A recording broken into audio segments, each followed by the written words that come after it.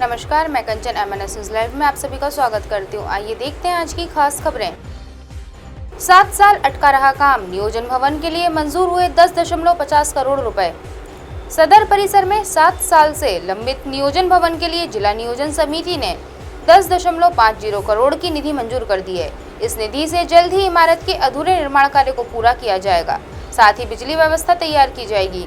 निधि कम पड़ने से इस इमारत का निर्माण कार्य अधूरे में छोड़ना पड़ा था। पिछले 3 साल में लोक निर्माण विभाग ने अतिरिक्त निधि को मंजूर करने के लिए कई मर्तबा राज्य सरकार को प्रस्ताव भेजा था, लेकिन वित्त विभाग से मंजूरी नहीं मिलने से मामला अटका हुआ था।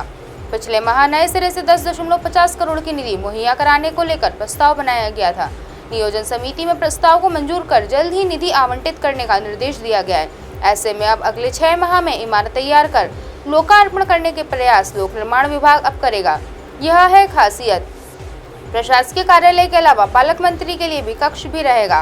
ग्रीन इमारत के तहत जल संवर्धन और सौर ऊर्जा आधारित व्यवस्था प्रस्तावित 6 माह में लोकार्पण का प्रयास। लंबे समय से सदर परिसर में निर्माणाधीन नियोजन भवन इमारत के लिए नियोजन समिति ने 10 करोड़ रुपए के प्रस्ताव को मंजूर कर दिया है। विधायक चंद्रशेखर बावनकुले ने संशोधित प्रस्ताव में अतिरिक्त निधि मुहैया कराने के लिए उप मुख्यमंत्री देवेंद्र फडणवीस से चर्चा की थी, जिसके बाद पालक मंत्री देवेंद्र फडणवीस ने संशोधित प्रस्ताव को मंजूर कर दिया।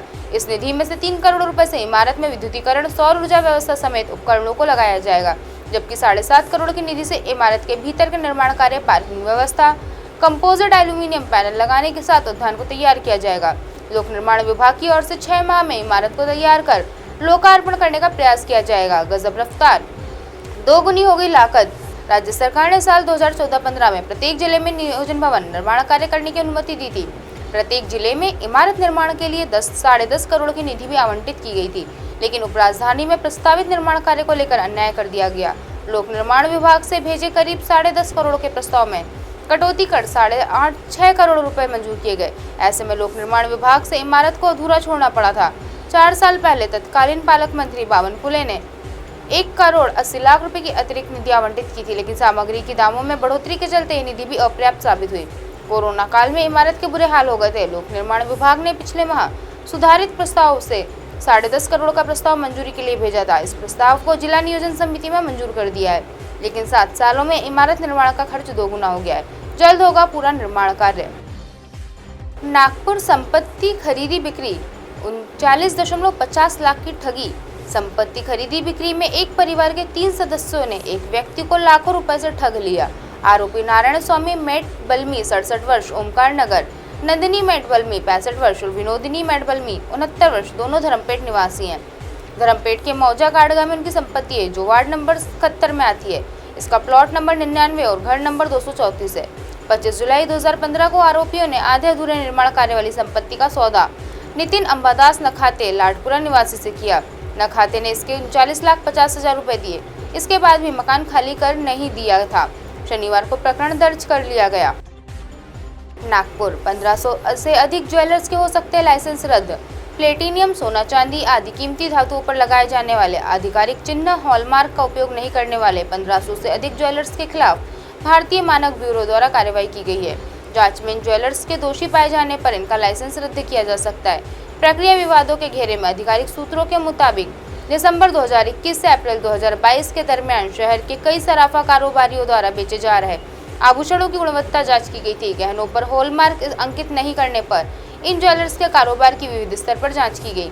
पिछले तकरीबन 6 माह से की जा रही जांच के बावजूद भारतीय मानक ब्यूरो द्वारा इन ज्वेलर्स के लाइसेंस रद्द करने संबंधी निर्णय नहीं लिया जा सका है। अधिकारिक दावा कर रहे हैं कि दोषी पाए जाने पर ज्वेलर संचालक का लाइसेंस रद्द किया जाएगा।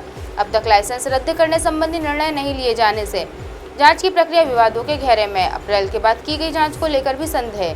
चौंकाने वाली बात यह है कि अप्रैल 2022 से अब तक शहर के कई सराफा कारोबारियों द्वारा बेचे जा रहे आभूषणों की गुणवत्ता की जांच तो की गई, लेकिन इस जांच में किसी भी ज्वेलर्स को आरोपी नहीं बनाया गया। अधिकारी दावा कर रहे हैं कि पिछले 6 माह में किसी भी ज्वेलर्स द्वारा भारतीय मानक ब्यूरो के दिशा निर्देशों व नियमों का उल्लंघन नहीं किया गया। इस दावे को लेकर भी संदेह व्यक्त किया जा रहा है। जांच में दोषी पाए जाने पर लाइसेंस रद्द होगा। दिसंबर 2021 से अप्रैल 2022 के दरमियान तकरीबन 1500 ज्वेलर्स के खिलाफ कार्यवाही की गई है। इन मामलों की जांच शुरू है। जांच में दोषी पाए जाने पर कथित ज्वेलर्स के लाइसेंस रद्द करने का प्रावधान है। विजय नितनबरे BIS। अब आप हमारे चैनल को आपके मोबाइल पर भी देख सकते हैं। मोबाइल ऐप पर देखने के लिए प्ले स्टोर से MNS news TV app download करें। इंस्टा, लिंक, ट्विटर, हाइको, फेसबुक और कई सोशल मीडिया के प्लेटफॉर्म पर हमारा चैनल उपलब्ध है। आप इसे यूट्यूब पर भी देख सकते हैं। आप हमारे चैनल को लाइव भी देख सकते हैं www.mnsnewstv.com पर। फिलहाल वक्त तो चला है दर्शकों ब्रेक का। ब्रेक से लौटने के बाद देखिए देश दुनिया की तमाम खबरें। बने रहिए MNS न्यूज पर। नमस्कार।